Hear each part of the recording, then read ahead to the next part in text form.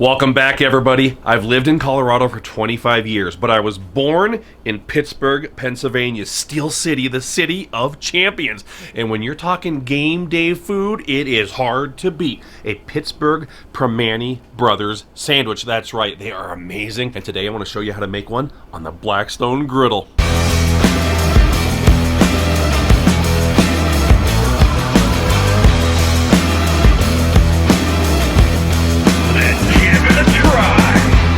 Primanti Brothers Sandwiches started 90 years ago in downtown Pittsburgh as a way to get a quick meal to the truckers that were coming in and out of the market. So the sandwiches feature meat and cheese, French fries, and coleslaw all on the same sandwich. I looked up the coleslaw recipe and I believe this one is pretty authentic. So we got about 1 pound of finely shredded cabbage and a ½ cup of granulated sugar. So I'm gonna put that in there. Got gloves today because I'm filming and I'm trying to eliminate my trips in and out of the kitchen. The instructions say that you should get some moisture pulling out of the cabbage within about 3 minutes, but it is February and I don't know if that's gonna happen today. I'm gonna add 1 more teaspoon of sugar, 1 cup white wine vinegar, 1/2 teaspoon kosher salt, 1 teaspoon celery seed, 1 teaspoon Dijon mustard, and a ½ cup canola oil. Gonna whisk this up, make it look nice and pretty, and then we'll take it over to my griddle,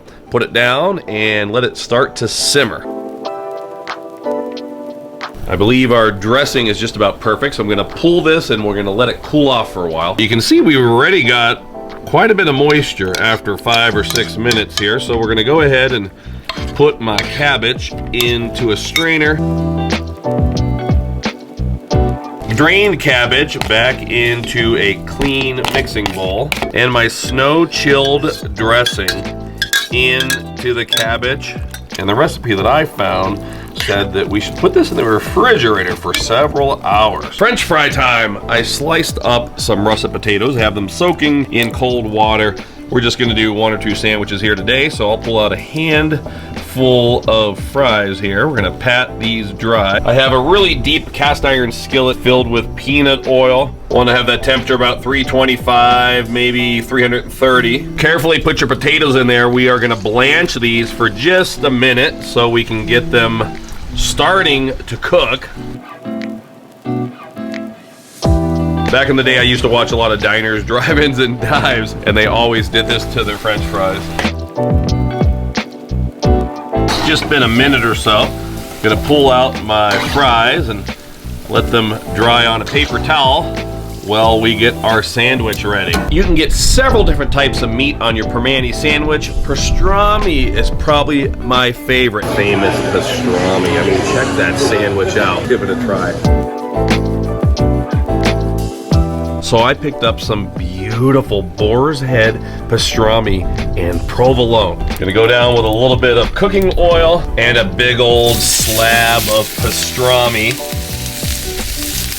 topped with a couple slices of provolone. Meanwhile, my cooking oil has heated up. We are in the 375-degree vicinity, and I'm gonna slide those pre-blanched French fries back into the oil for a couple minutes. Primanti uses Italian bread. Now, I don't live in Pittsburgh, so I cannot get the same bakery. They get big old slices of Italian bread. And what's unique about Primanti Brothers is, whereas they put their meat and cheese on the griddle, they leave the bread like this, untoasted, so it soaks up all the juices. So that's what we're gonna do today.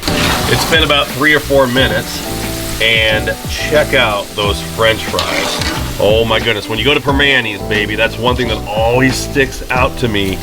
Their French fries are golden brown and they are hand cut. One thing that I'm picking up on right away is the fact that the fries are mega fresh, like homemade fries. Gonna sprinkle those with a little bit of salt. And we're talking Pittsburgh, friends, so we're getting serious today. First, they always go down with a big old pile of those French fries, followed by that homemade coleslaw. And last time I was at Primanti, the coleslaw was actually a little bit dry, so you could probably experiment with how much water, how much juice you leave in there. And a couple of big old slices of tomato on top, followed by that crown.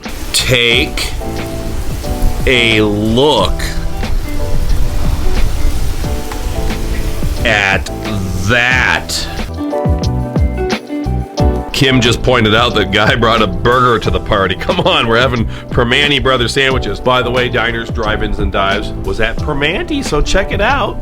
And per the protocol of Primanti Brothers, they slice them right down the middle. And that is how they serve them up.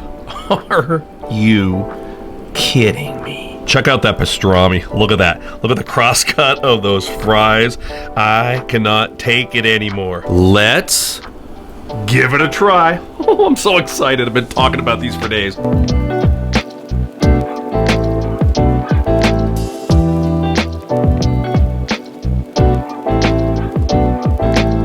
That's the aftermath after my 2 big bites. A spectacular, a magnificent Pittsburgh Primanti Brothers Sandwich on the Blackstone Griddle. Now, speaking of Pittsburgh, I have a subscriber named Emmett Newsom. I think he has the world's largest collection of Myron Cope Pittsburgh Steelers terrible towels, and look what he made for me several years ago. Check this out. That's me on the griddle making the Primanti Brothers Sandwich. So you know I'm serious about this stuff, folks. So good. So if you're talking game day food, it's hard to beat a Pittsburgh Primanti Brothers Sandwich. Folks, thanks for watching. Make sure you visit us at blackstoneproducts.com. We'll get this recipe up there for you.